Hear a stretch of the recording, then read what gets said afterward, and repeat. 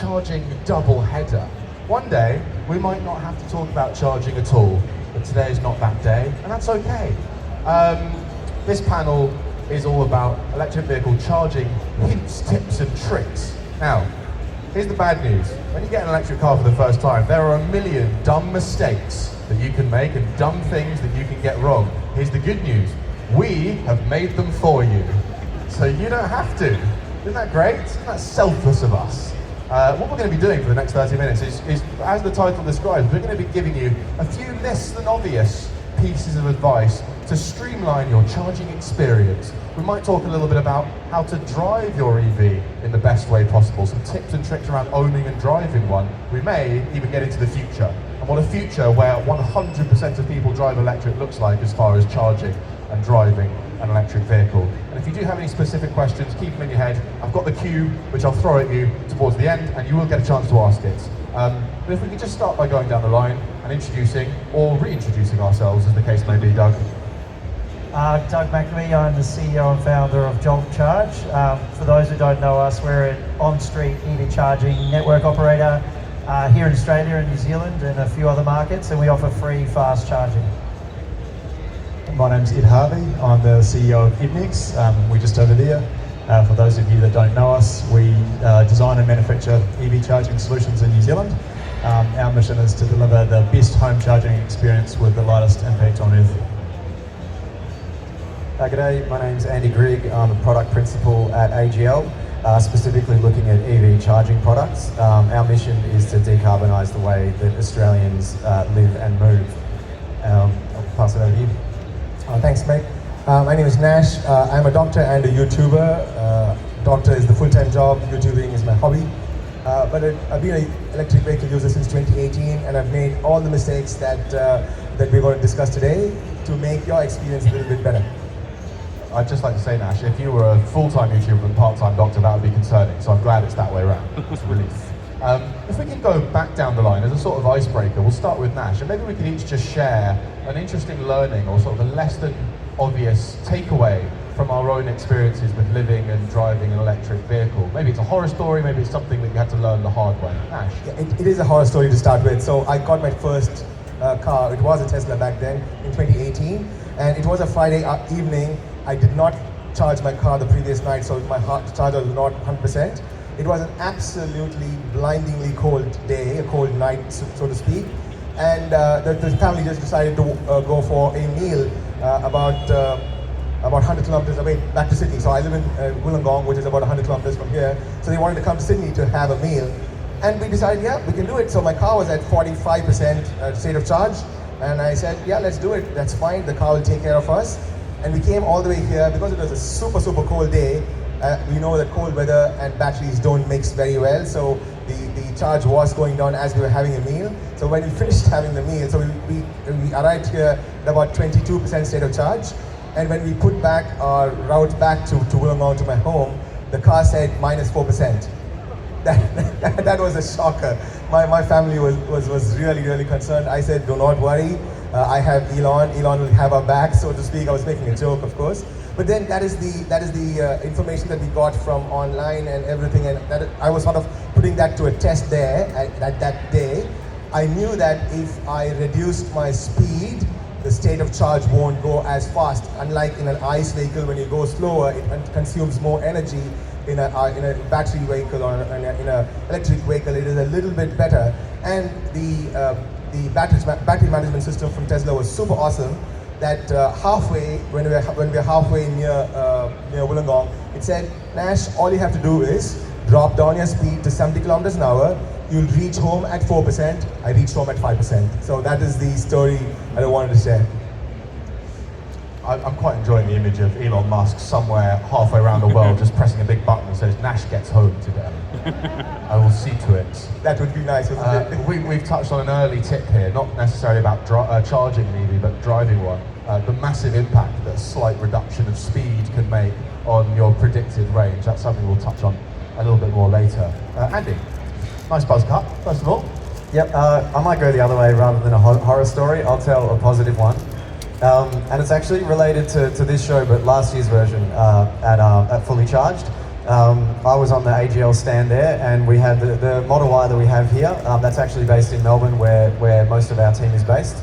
And we had to think, well, we need to get this car onto the stand for fully charged. So myself and actually Shiv, who's walking down the line there, myself and him went on a road trip, and we drove the car up from Melbourne. And I was naturally a little bit hesitant. I don't own an EV, and to do a drive that far, and because of working at AGL, I've got access to EVs over the years, and I've had some bad experiences with, there was a BMW i3 that was a hybrid that only had 100 k's of battery and 100 k's of petrol, and driving that to and from Sydney to Newcastle and stopping every 100 k's for fuel and worrying about that. So I was a little bit hesitant. But then to get in the Tesla and just start at my house, put in the destination of the hotel that we were staying in, and it just took me all the way, everywhere perfectly along the way, stopped me in all the right stops. By the time, we plug in the car, walk off, go get something to eat, maybe go to the bathroom, stretch our legs, and before we were even finished eating, the car had finished eating and was fully charged and ready for us to go again. And I just couldn't believe it. It was a really, really positive moment. And so for me, the real surprising and great learning in that is that if the infrastructure is there and if the charging infrastructure is there, it can be such an amazing experience. If anyone hasn't done a long trip in an EV, would highly recommend it, but just make sure you're going on a well serviced path. That is a lovely story. It's very reassuring when you do your first big trip and it just goes fine. I will say Tesla, still the best for that. Still the best at having the software that just goes, you're going to stop here for 10 minutes, you're going to grab a coffee, da-da-da-da-da. And incidentally, people say we need 700 kilowatt chargers, 800 kilowatt chargers. I personally, on many an occasion, have had the experience of being annoyed how fast my car charges because I hadn't finished my Sani yet. So, they're quick enough, as far as I'm concerned. Ed? Yeah, sure. So probably another positive observation, another just a fanboy here. So when I upgraded from a Nissan Leaf, I had a Generation 3 Nissan Leaf. When I upgraded to a Model 3, I live in New Zealand, so I don't drive quite the distances that a lot of Australians do. But it was just amazing how much less you start relying on the public charging network when you've got a really good home charging solution, and when you've got a vehicle that's got a reasonably decent range as well. So my Model 3 is do 400 kilometres on a charge, roughly. Very accurate range estimation as well, as Nash just pointed out before. So you really can rely on it, and if that's something you're worried about, that's a barrier to you in terms of considering an electric vehicle. You may just be surprised that you can do, you can rely on home charging a lot, particularly with more modern vehicles these days. Useful. We're going to get into home charging in just a moment, in fact. But first, Doug. Mine's an extension of Ed's, I think. I think when I transitioned from a petrol car, I just didn't realise how I just don't drive very far. So I live in Sydney, the daily commute, 16 kilometres is like halfway across Sydney. So you just really don't really notice in a petrol car, but you do in an electric car that you're just not really driving the same distances that you might think you do. And so that stat of people utilise their car 4% of the time really kind of came home to roost for me, and just actually a lot of the ranges that you see, 300 plus, 400 plus, is covering 99% of your trips without actually having to charge. So for me, living in Sydney, I only charge my car once a week, which I actually was really surprised. I thought it'd be much more often than that. That was a very pleasant and happy surprise.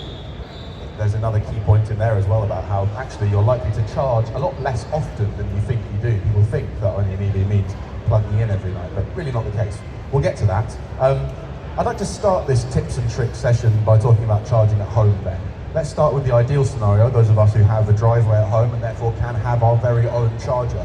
Who wants to open with a good piece of advice on where to even begin when it comes to finding the right home charger for you, making sure it has the features that you need?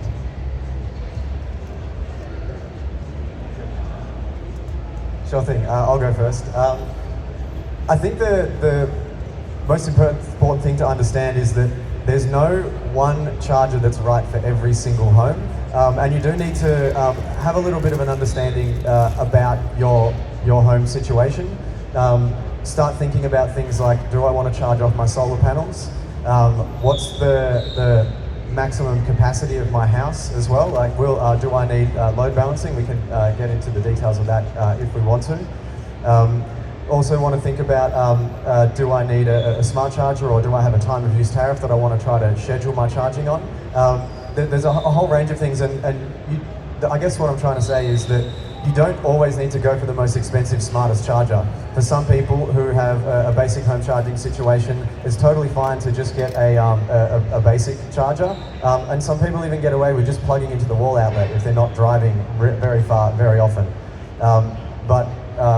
Maybe a little bit of a plug for AGL on this one. We have a really sort of wide range of chargers that can handle all of those situations. We've got a great team of specialists that you can talk to about that as well. Just before we come to you, Nash, just do me a favour, make sure we're all on the same page. What do we mean when we say smart charger? There's sort of like vague definitions of it. When I say smart charging, I mean a smart charger which is internet connected, so it might be connected using the OCPP protocol, and something that you can manage scheduling from the charger itself rather than using in your car.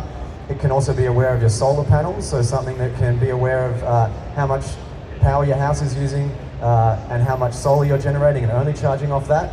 And then also being aware of how much household energy, how much energy is being used in your house, and scaling up and down charging speed to make sure that your circuitry doesn't get tripped. So there's a whole range of features that, in my opinion, define smart charging. Not all of them have all those features, but I guess it's something that you don't just plug into and it goes. It has some smarts to do some other things like that.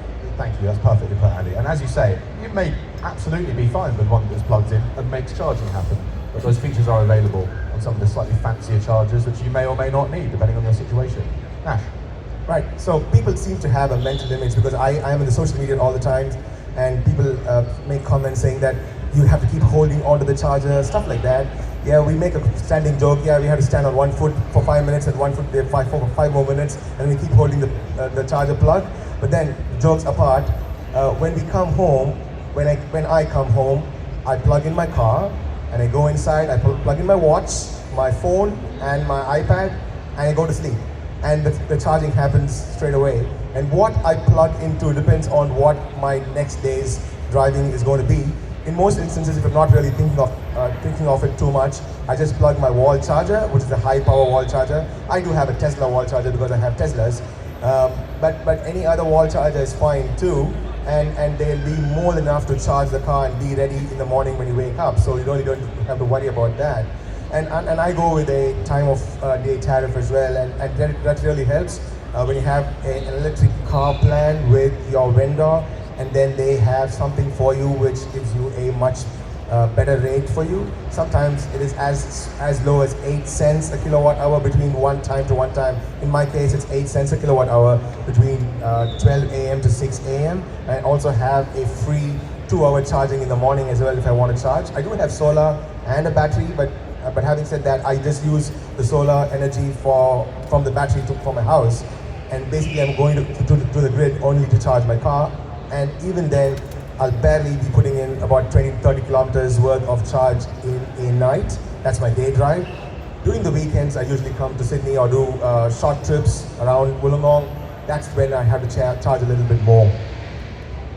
Yeah, I think that particular feature, the time of day charging, where you can schedule your car to charge when electricity is especially cheap, that's a standout feature of the smart charger for me that I really think is worth attention. Because between that feature and solar power, which you guys have a lot of here, you can be charging your car for pennies. It really is cool. You mentioned 3-pin charging, which is to say charging just using a domestic socket.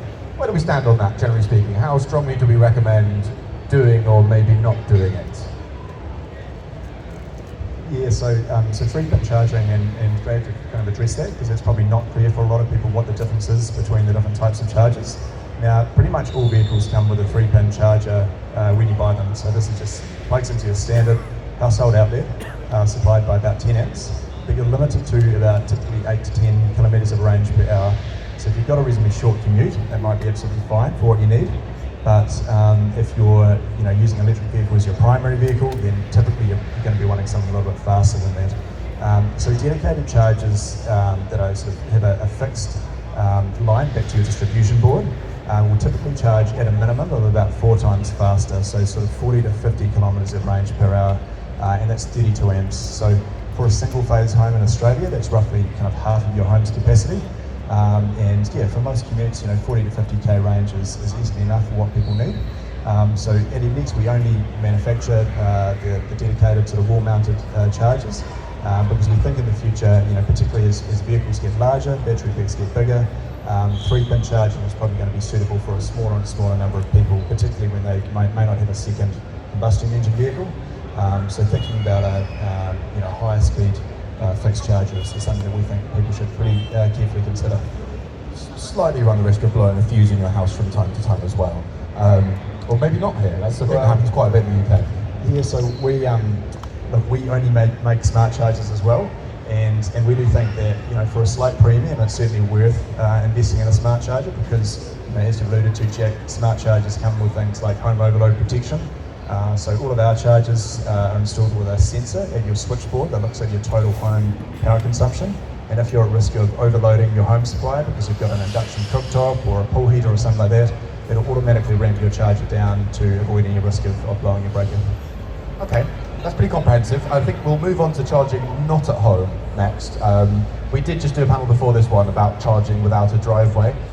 Doug, you're on that panel. But for the benefit of those that were not there for that captivating 30 minutes, just give us a speedy overview. Let's say someone comes up to you and says, I'm thinking about getting an electric car, I don't have a driveway, I'm really worried about charging. What's your first piece of advice that you give them? You're not alone.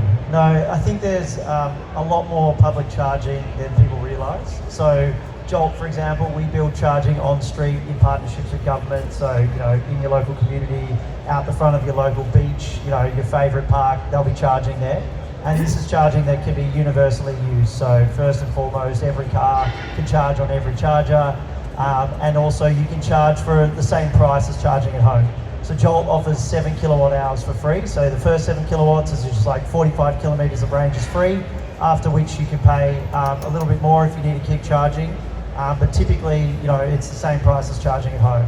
And so now what we're seeing is that, it's not only people with driveways that are able to transition to EVs. It's if you don't have access to all of this great stuff, you can do everything they've talked about in the public world, or in the public charging domain. So, we've got, a whole series of things that keeps the price down and also makes it really, really easy for you to get on a charger. One of the things that, obviously as more cars come in, chargers become more popular, so we've introduced features like being able to reserve a charger, being able to know when somebody in front of you is going to be finishing, so we're able to display that type of information in the app. So really, the difference between charging in the public domain and charging at home is very, very similar. Public's just typically a lot faster, so you move through in sort of under half an hour. Just very quickly before we come to Nash, two things. First of all, there is basically no such thing as free charging in the UK, so please know that you're very, very lucky with that first 7 kilowatts of charge from Jolt. He's actually wrong about that. So Jolt just launched in the UK. Ooh. So we've now got chargers all across London as well. So that's changing. I stand changing corrected. rapidly. I look forward to trying one out back home. Get on it. Absolutely. Nash? Yeah, I'm with the Jolt bandwagon as well. We need a lot of curbside charging. About a year ago, the curbside charging scene was very, very poor. But then we have sort of pressurized our governments to get into the curbside charging. Now more and more councils are starting to get enthused by curbside charging and getting people like Jolt coming in. I've tried the Jolt chargers. For me, it is a great option so that I don't have to go into a mall. I know the malls have these AC chargers too, but I don't want to go into a mall. I want to go to a mom and pop shop to have a quick fish and chips or something like that. That's where people like Jolt with their curbside charging come in. And we are very blessed that many of the councils are now waking up to curbside charging being a viable option. And it's great for people who are living in the apartments as well. They do not have a driveway to plug in and charge. And that's where curbside charging comes in. I must also add one more thing. The newer stratas, who are the apartment builders with the newer stratas, are more welcoming to allowing charging inside the car parks, where they have separate meters, which is metered to your house, and they are allowing charging, AC charging in your car parks as well. The older apartments are a little slow, but if you do talk to your strata, it is possible that your older apartment may also allow charging inside the car parks in the apartments too, but that's something to look at and think about. Yeah, That's so important. I think people who live in apartment buildings with underground car parks think that there's just no hope for them as far as charging, but that's not true. Incidentally, another feature that you just touched on that I especially like is knowing how long the car before you has left. We're quite socially awkward in England. We don't like talking to each other, and the most uncomfortable conversation when you're rapid charge, you've got to knock on their window and be like, it's really uncomfortable. I don't have to talk to anyone, and you facilitated that, Doug. Thank you. Okay, so we've done charging at home. We've done charging sort of at home, but if you don't have a driveway. Let's talk about road trips. Let's talk about long distance electric vehicle driving, which is perceived as being the thing that they're the worst at, or the thing that is the most difficult. And we know that there are good experiences. We know that you can have a seamless and very pleasant trip. But guys, talk to me about some piece of advice as far as making sure that you have a pleasant and seamless long distance journey in an electric vehicle. That a little bit of planning ahead involved, perhaps, right, Nash? To touch upon our the first very question that we had, we did say we'd share what we did and all the mistakes that we did. So I've been driving since 2018. I've done a lot of road trips, and in many of these road trip videos that I do, I've gone and done road trips where I said, let me go up to Melbourne without using a Tesla charger at all. I'll only use third-party chargers only, and then compare it with Tesla-only experience and see what's the time difference between the two. In 2018, there was a 2-hour gap between using a third-party charger and a Tesla-only charging network, but now it is amazing. The difference between using a third-party charger and a Tesla-only charger is only 20 minutes. A recent road trip that I did to the Gold Coast, when I went upstream, it was only non-Tesla chargers. When I came back, it was Tesla-only chargers. To see the difference, the number of charging infrastructure that has gone up is amazing. So just planning a little bit ahead is great.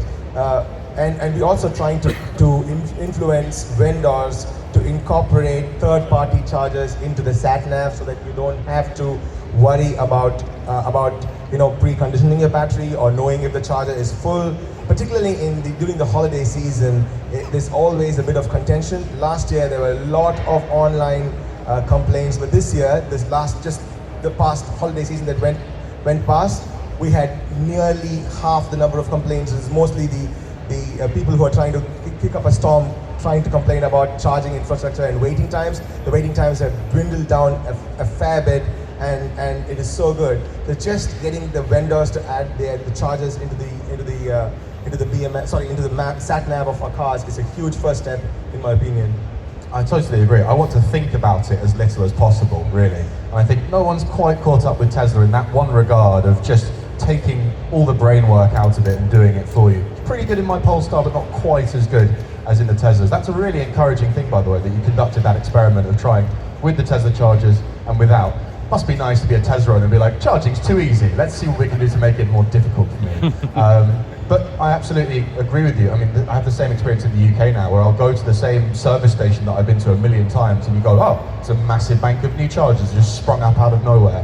Really, really rewarding. What else, guys? As far as kind of tips to have a great EV road trip, is there anything else that we'd suggest people keep in mind? I could do something to do with how you drive as well. Let's move on to that then. Let's talk a little bit about driving an EV. Else, we can come back to that. I was going to say, I just had a quick one. I would just say, plan ahead, plan ahead, plan ahead, and don't get too comfortable. Just share a quick story of me. I've done a few road trips from Melbourne into New South Wales. The one I was talking about with Shiv was where we stopped in Wodonga for one of our supercharger sessions. I don't really know that region very well. In my head, I thought Albury and Wodonga were the same thing. And so the second time I did it, I got overconfident and then drove to Albury and thought I would go into there, and then found I was in totally the wrong town. There was no Tesla supercharger there, and it was all because I didn't plan ahead and got a little bit too confident. So just make sure you check in all your spots before you go. I would throw into the mix, don't leave a cushion. Leave a cushion as far as your state of charge.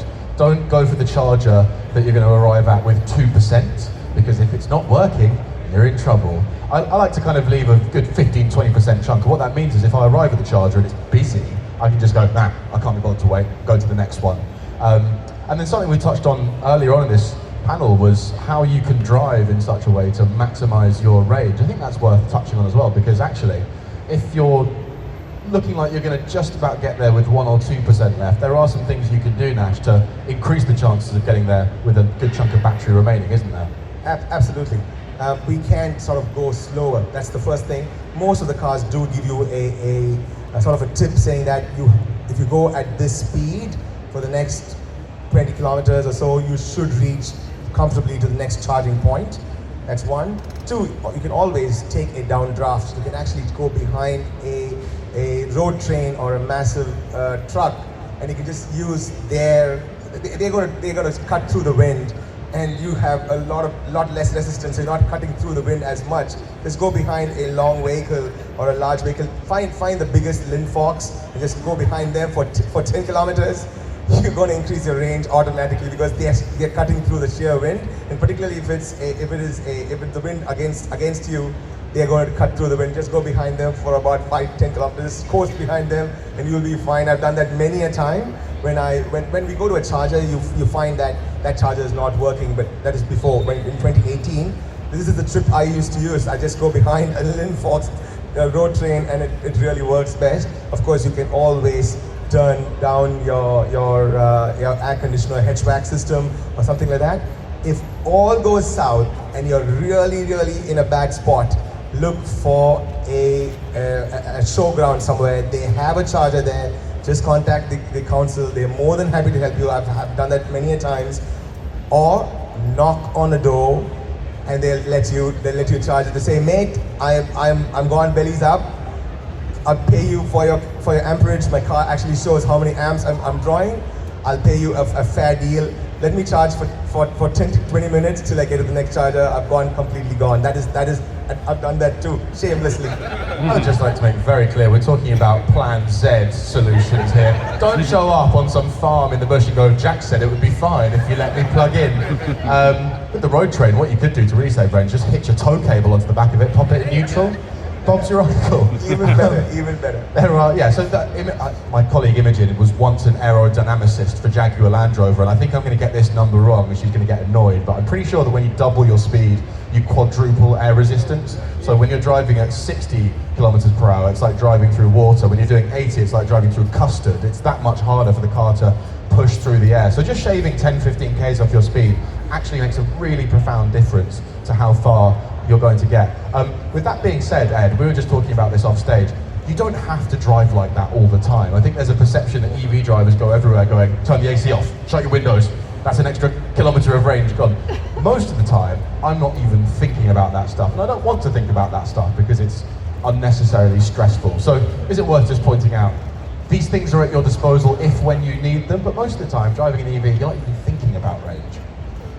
Yeah, no, I'm pleased you addressed that, Jack, because I'd hate everyone to think that, yeah, it's been many years since we've really had those kind of first generation of electric vehicles where you're kind of pushing 100k range.